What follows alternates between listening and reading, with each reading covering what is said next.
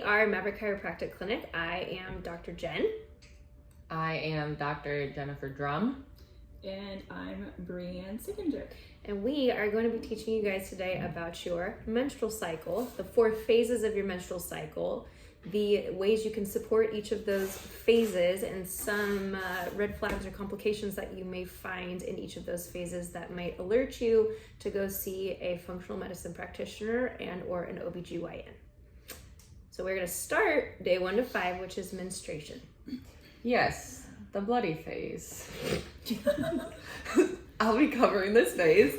So day 1, typically, obviously, the menstrual cycle goes 1 through 28. So this is day 1 through 5. Day 1 starts the first day that you start bleeding. So this takes a pretty big toll on your body. This is when the lining in your endometrium inside your uterus is shedding. Okay, so this is what we're shedding and bleeding out here. So we definitely want to be hydrated. We want to do low impact things, exercising, walking. Your body is going through a lot. It's going through a big dip in progesterone and estrogen. They're both very low, so that your body is allowing that shedding of the uterine lining. And you want to make sure you're also eating like iron-rich foods, good foods that will really support you in getting a lot of rest. And after that, your estrogen is going to start going back up at the end of day 5 when you're done bleeding. And then Jen will take you into that phase. You hope. You hope. Right. We're going to go follicular phase next. Breeze but follicular. To add on to Dr. Drum, the average menstrual cycle isn't necessarily 28 days. So if yours isn't 28 days specifically, don't be concerned. You can be anywhere from 28 days to 31 days would be considered normal. If they're not, that's something that we want to look into. And some women's periods menstruation phase is not 5 days. Some people have longer, shorter. The averages are different for a lot of us. But if you have substantially long periods or substantially bloody periods or very painful, or the kind of periods that wipe you out, that's something that you definitely want to get looked at in terms of how your hormones are in each of these phases, and nutritionally what you're doing to support that phase in which you're struggling the most. So sometimes it's not going to be the menstruation phase. Sometimes your biggest struggle is going to be in one of these other phases. Well, it's a domino effect, actually. So how you support one phase is going to lead you into the next phase, and so on and so forth. Right. So it is sort of like a domino effect. Take care of each phase. Yes, and you can change things within each phase to like help that domino effect in all of them as well. Yeah. So we're gonna go follicular next. Yeah. Which is this one. Yeah, there's ways for each phase of your cycle to, I mean, you can go really, really in depth with it. How to eat, how to exercise, and even in ways in which you can support yourself in your business, and things like that. Because it's each phase. Do women not get to work the week of their period? We still get paid though. Can we get paid not to work for a whole week? I think the world might be a safer place if that was the case. No, it's like the saying, you don't stop moving, but you adjust. You tailor it to fit. You adapt. Yeah. So what do we do after we stop bleeding? So day 6 through day 6 through 12-ish. 13. Are days 6 through 12, 13, kind of depending on your cycle, which there are ways to track those. How would you track your cycle? Well, the best is to get your basal body temperature through using some sort of thermometer, which you insert into the vagina, and it gives you the temperature, and then it can track whether you're what part of the cycle you're in, whether you're fertile or not, what day you're on, and then you can like keep track of it on your phone. Okay. So in the follicular phase, estrogen levels are starting to rise, and the rise in estrogen helps your brain start to get sharper because estrogen improves cognitive function. Also, progesterone is low at this point still, But this starts giving us less anxiety. So when progesterone is high, we have maybe feelings of anxiousness depending on how our stress levels are. So follicular phase is like go time, like clear-minded. Yeah. Less anxiety. Yeah. You have dopamine that's high at this point, which helps motivate us, helps us focus, and helps us give us drive. Serotonin is high, which is a mood boost. It's our happy hormone, and we also have more energy from serotonin. Cortisol is at its lowest at this point in our cycle, so we have more resilience to stress. So this is a really good time to do your high intensity workouts and be very, very productive in your work life, in your personal life. And this would be the time to start like a new project too. Yes. Like this particular week would be the time if you're like wondering if you want to start a business or a podcast, for instance. It would be a great time to do it. Yeah. So you're like bleeding, you're like, rah, and then you're like taking off. You're taking off. Yeah. All these hormones are coming in. Your cognition is better. You're retaining more information. In fact, the hippocampus, the memory center of your brain, is retaining information better. The prefrontal cortex is your decision-making and planning center of your brain, and it's activated at this point in your cycle. So you're making better choices, you're thinking faster. You're focused. Yep. Follicular, faster, focused. Yes. This is this time. Yeah. Yep. And you're exercising, in your, like I said, in your life, really, you have more energy, you're feeling lighter at this point. You're more driven to get things done. So this would be just a really great time to be productive. This also impacts our mental health. So our mental health is good at this point. We don't feel heavy. We don't feel like there's this like heavy cloud. We don't feel like heavy in general. And we have usually we have the desire to like socialize at this point. And we're feeling more optimistic. Friendly. Focused, fast, and friendly. Oh, there we go. The follicular phase. Yeah. So it's a good time for lots of work, learning new skills, making decisions. Insulin sensitivity rises, and your metabolism is slower, and your appetite is suppressed. So it's easier to maybe skip meals, but to support this phase and the phases to come, you still have to make sure that you're staying on track with your meals and really focusing on protein, as always. Protein, energy building foods. I love the protein. Yes, I do. I love me a steak. Because this is right after your period, after you've bled, so it's really important to replenish those iron stores. Yes. So that's red meat if you're into organ meat, liver, spinach. So some things to support yourself during this phase, the follicular phase, and to set you up for success for the phases to follow, are focusing on protein as usual. Always building our plate around our protein. Energy building foods, iron rich foods still, because you're coming off of your bleeds, you're still needing to replenish those iron stores. So you can do that eating liver, spinach, red meat.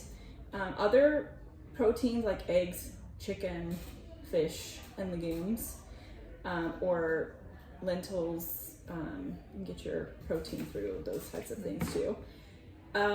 This will support the building of the uterine lining. So this is where we want to build back the uterine lining for the following phases. Sweet potato, quinoa, brown rice, and oats for sustaining energy. So these are our energy building foods. And to help also to stabilize our blood sugar. Stabilize our blood sugar levels. Avocado, nuts, and seeds to support hormone production, bone broth, and pumpkin seeds to support tissue regeneration. So all of these foods, whole foods, have different nutrients that will support this phase. And then you can even go as deep as like seed cycling, which we'll be putting this in the show notes. So you can look at that specifically for this phase. Would be flax seeds, pumpkin seeds, hemp seeds, and chia seeds. And then you can read about what nutrients are in those and how those specific seeds help with this phase. And then the last thing is, I know everybody's fasting is like a really hot topic. And we kind of touched on that in the first Mav Cast episode. And just to be more specific, this is a good time to fast. However, for women, you want to do like an after dinner fast. If you want to, or skip dinner. So you want to do like a 6 to 6, so 6 p.m. to 6 a.m. So you want to fast overnight because that's the most stressful. You want to be sleeping basically during the most stressful part of the fast. So that's just a good way to not over stress the body. So that's what I would recommend for fasting specifically, is just by skipping dinner and then doing like a 6 to 6 a.m. You can even push that a little bit because you'll be waking up and then you can break your fast. So yeah, those are some follicular phase. Yeah. And the PDF for all of this, the more detailed stuff, it will be just below in the description. Yeah. Okay, so that kind of finishes up, depending on your cycle, day 12, 13-ish. Yeah. Okay, and as Bree said, we are rebuilding the lining so that there's something for implantation of the egg, because right after follicular phase, right in the middle, about day 14 to 16, we have ovulation, which is when the egg is released and goes down the fallopian tube and has a chance to be fertilized. So even though ovulation is day 14 through 16, you're going to actually be most fertile a couple days before that, especially mostly centered around day 12, a little bit day 11, day 12, day 13. You're actually going to be a little bit more fertile than right on the ovulation day. So the 2 to 3 days before your ovulation, you're going to be most fertile. If you're looking for fertility, you know, that's go time, all right? Yeah. Well, at the end of the follicular phase, your body is the follicles in your are literally just getting ready to release an egg. So right. Just for like picture, she was saying, like Jen was saying, it's really could be like day 12, 13, couple days before. So if you guys need like a picture, if you guys know how babies are built in the womb, the egg inside of the ovary is exactly the same. It's like the seed that starts, it grows into a functioning egg inside of a capsule. And that's the follicle. That's the follicle. So during follicular phase, that follicle is developing so that the egg can essentially be like popped out. Yeah. Like the a zit. ovaries. And that's ovulation. And then that's ovulation. Yeah. So just so you have a picture in your mind of what we're talking about, we're talking about the uterus too, but the follicle is happening Comes from inside the of the ovary. Ovaries, uterine tubes into the uterus. Getting ready to be released. So yeah, day 12 is go time if you're looking for having the baby, fertilizing the egg. I mean, might as well just go like 12 to 16. I mean, you can practice for weeks. Yeah. Yeah. So before that. Then the egg is released. If it's fertilized, now you've spent all of follicular phase building up, this lining in the uterus too. So after that, actually, the day after your ovulation, your chances of pregnancy drop significantly, even to as low as around 10%. So you want to actually, can I say get it in? You want to actually get it in before make it that. happen before that. And then you are heading into your luteal phase, which Dr. Jen is going to cover. Yeah, so and we were discussing before we got on the podcast that it's very common during the ovulation phase to actually feel yourself ovulate because there is this little capsule burst that happens. It's some women will get like a pinching pain on one side of like where an ovary is that actually ovulated. So It's not appendicitis. it's not appendicitis, and if you're paying attention and you do feel it, you will feel it switch sides every month, which is really cool. So you get some pelvic pain. yeah, just something to consider. You like a little bit, maybe a little bit of a bloating. Yeah, A little bit. the bloat. The bloat begins. So the bloat, that's what I get to talk about, the luteal phase. So the luteal phase, after the egg is ovulated, essentially, that luteal, that corpus luteum becomes this scab inside of the ovary, which triggers a series of a hormone cascade. So you're going to see estrogen and progesterone now start to fall, or estrogen and testosterone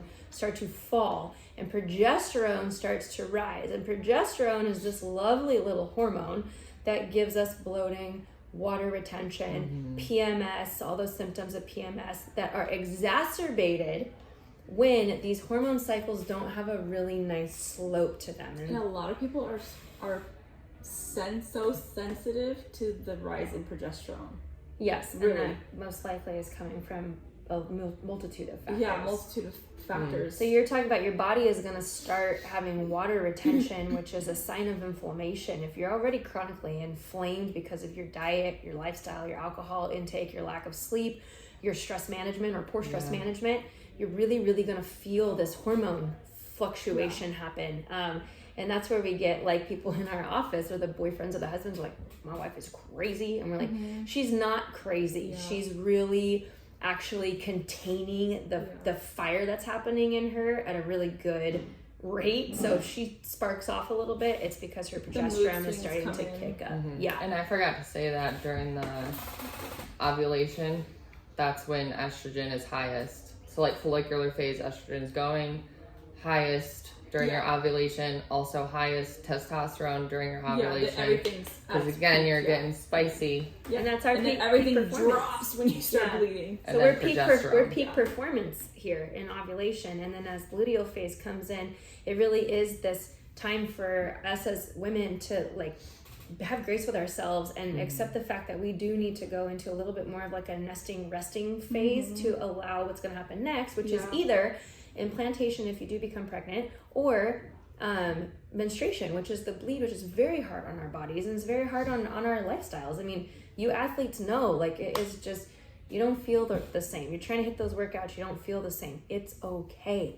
Let yourself not feel the same. Go into your yoga, your This is stretching. more like a maintenance week. Yeah, you're foam rolling, you're What day? breathing. Days No like PR. So we're talking Like day like 17, to 28 to 31, 17 to Yeah. 20 to 31, depending on how long your Yeah, period yeah, is. yeah. So couple weeks your before. support here is lots of sleep, lots of hydration, low impact Movement, workouts. some movement. Do things that you enjoy, because that dopamine and serotonin is a little bit low right now. So if you really enjoy walks on the beach or you really enjoy having coffee with your friends, like this would be a good week to take that time in your schedule to do that. Also, if you're hungry, Eat. just eat some Just stuff. eat. You need more carbs in this. in Yes, this space. so your complex carbs, your Yeah. brown rice, your quinoa, your sweet potatoes, your white potatoes, those are fine too. You're going to want lots and lots of vitamins in this phase because, again, you're prepping for a time when your body's about to be deficient into menstruation. So 17 to 28 is your prep period. This is your rest. This is your complex carbohydrates, tons of protein. This is your vitamins. So you want to focus heavily on vitamin B, on your omegas, on your calcium, your zinc.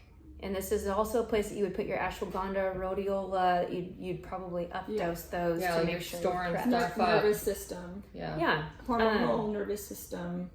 And it Herbs. is very common to have that. You will see, and if you are an athlete for sure, you will see that flat tummy time happens up until ovulation, and then luteal phase you'll get that bottom end bloat. Don't try to suck it in. That's your uterus being real full, and that's normal. That would be It's considered normal. Blood. Yeah, it's you're gonna- literally so much blood flow. Yeah, it's it and is what it is. your you body know? temperature is going to rise.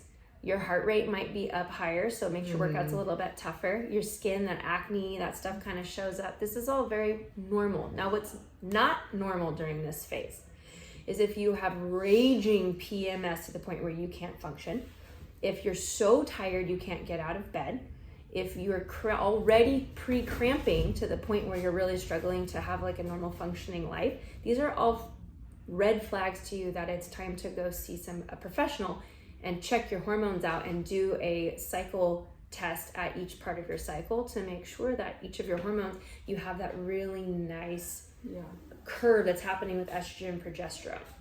If you go past 32 days, like if your body's really struggling to start bleeding, you know, that's definitely a red flag. Like if feeling it, you're like, why am I not bleeding yet? I should be bleeding. I literally feel like I'm on my period, but I'm not bleeding. Yeah. Then check that's up on it. Not a good thing. I think something too There's is something like that's a red flag. Your body's screaming at you that there's something going on. The phases leading up to that, or in your life, that's causing your body having to have a hard time to start shedding the lining of your uterus. Yeah, I think we just, you know, as women, it's just like a cultural thing right now too, where it's like you're supposed to be doing this all the time. And I think just in general, we are not sensitive to our bodies and we're not mindful of what's going on. And we almost have become disconnected from this cycle that we're so like in real life intimately connected to. And it can make you so much happier if you just understand this stuff and you respect it and you don't try to be superwoman all the time because you're not going to get a gold medal for it at the end of the day. Like you learning about all of this and respecting these parts of your cycle, just having awareness, you're going to be so much healthier in the long run, and you're going to have better energy and you're going to know how to direct your energy into certain phases of your cycle so that you're more productive. It doesn't have to be crazy. You know, there's a lot of ways to optimize your cycle, the phases of your cycle throughout the month, but not to be super crazy or like become obsessed with it. But you know, there's some things that also just being aware of your body, like Dr. Joan was saying, just becoming in tune with your body and knowing kind of, you know, where you need to maybe make some adjustments here and there during the different weeks of your cycle. So consider this as collegiate level athletes at one point in our life, that we understand the world does not function around your menstrual cycle. No. We know that the competitions are not going to happen at your follicular phase or ovulation. You don't sign up for a marathon and hope that you're not bleeding. Yeah. You hope you're not, but that doesn't always work out. So it's good to know that it really boils down to some very basic concepts. Know the weeks of your cycle so that when you are training without your teams or without your coaches or your personal trainers, that you can adapt those weeks to your cycle. B, know how to support each phase of your cycle. And very commonly you're seeing complex carbohydrates, lots of protein, good hydration, and sleep is really, these are like some basic foundational methods of health that can enhance your cycle and the phases of each of your cycle. And if you're seeing things or innately feeling things that don't feel right, have yourself checked out, and it's okay to go get checked out. If you're, for instance, I didn't start my period till I was 16. I was very low body fat being a gymnast. I knew teammates that started their periods at 12, right? Is your daughter 8 years old and starting her period? You might want to look into that. Right. If you're a full-fledged adult female and you have had a menstrual cycle and all of a sudden you're not trying to get pregnant and it stops, that is something to look into. Or if you're having signs of perimenopause but you're still of childbearing age and your doctor's trying to tell you that you're in perimenopause and that's just the way it is, or like, here, take this birth control pill, another podcast coming at you. Don't do that. Come see me. Go see someone who can get down to the bottom of what's going on with your body and help you peel back the layers instead of, you know, just, here, try this. I don't know if it's gonna work. I don't actually know if this is happening with you, but here, try this anyways. too early of a period, like that's such a good point that Dr. Jen made. Like girls starting their period 7, 8 years old, like we have to look at what we're giving to our kids and diet and all of that too. That is not a good sign. And of course, like Bree said, early perimenopause, when people are telling you that, like seek something else, okay? Because yeah. And just do you want me to say some like lab markers that we can test?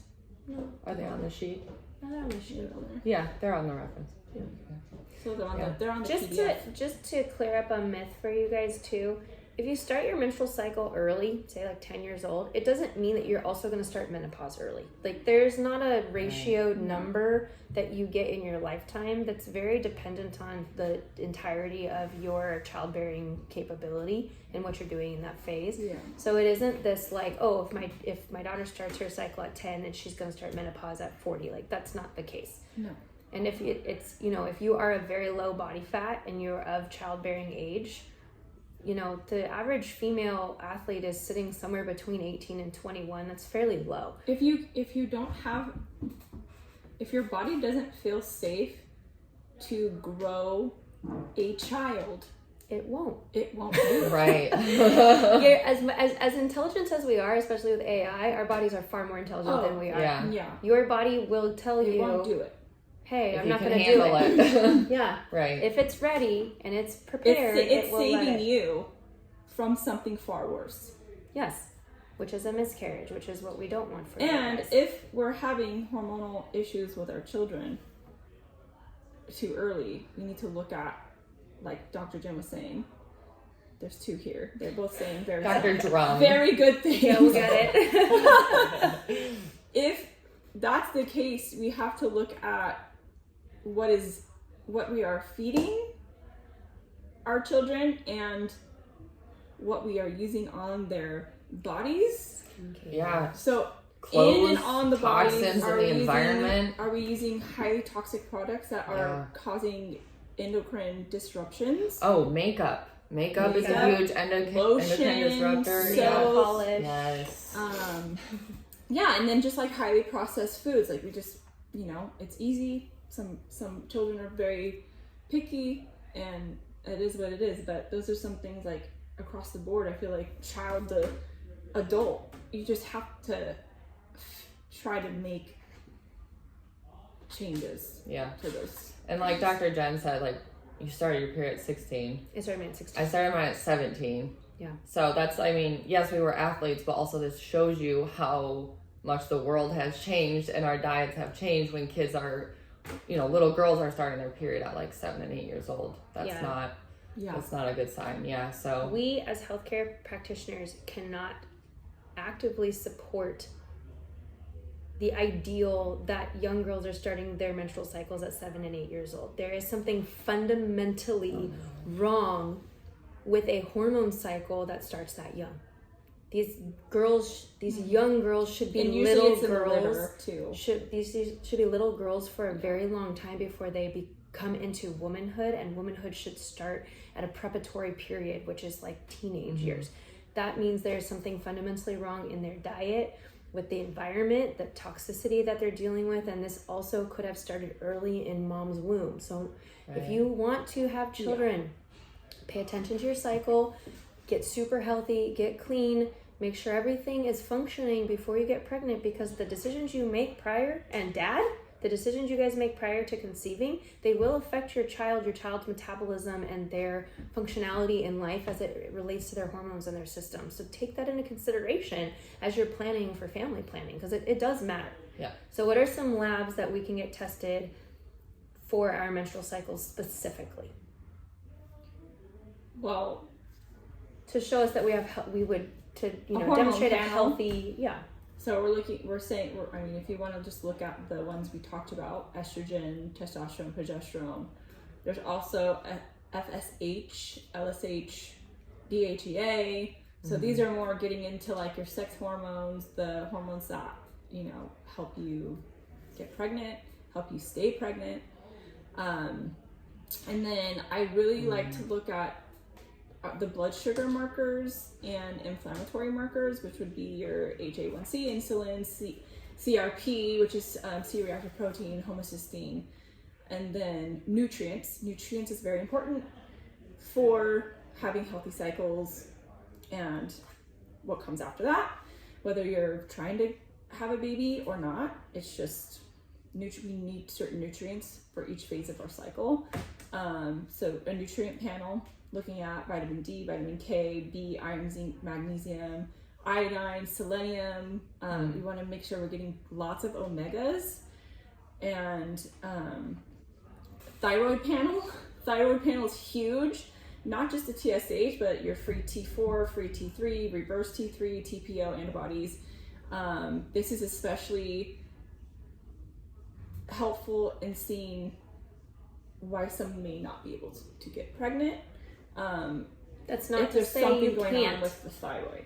Right. That's not to say Having you a hard can't. time. Having a hard time. We both are thyroid deficient and Yeah. have been able to conceive healthy. So Well, yes, there's you been can so do many it. cases where someone has a baby, has been able to have a full-term pregnancy and have a child, and then they're having a hard time, and then we find the thyroid's not functioning properly.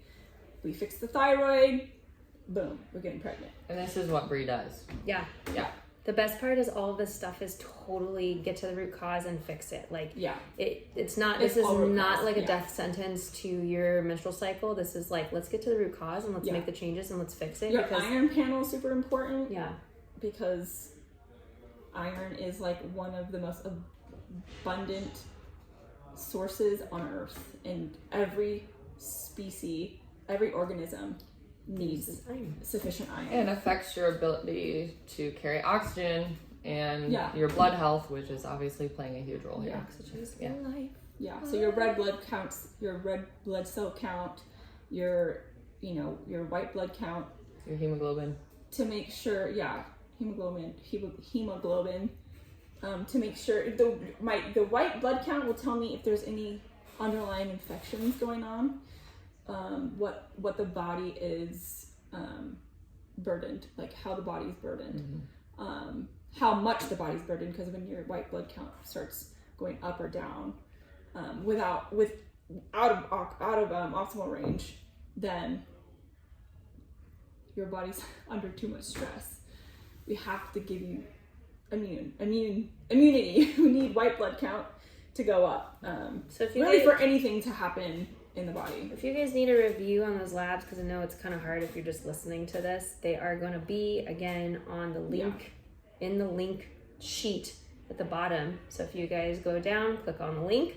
You guys can also go to our Maverick Chiropractic Clinic website. They will also be linked in there as a PDF for the labs that you can get pulled. So we made sure this information was accessible to everybody, anywhere that has access to the internet.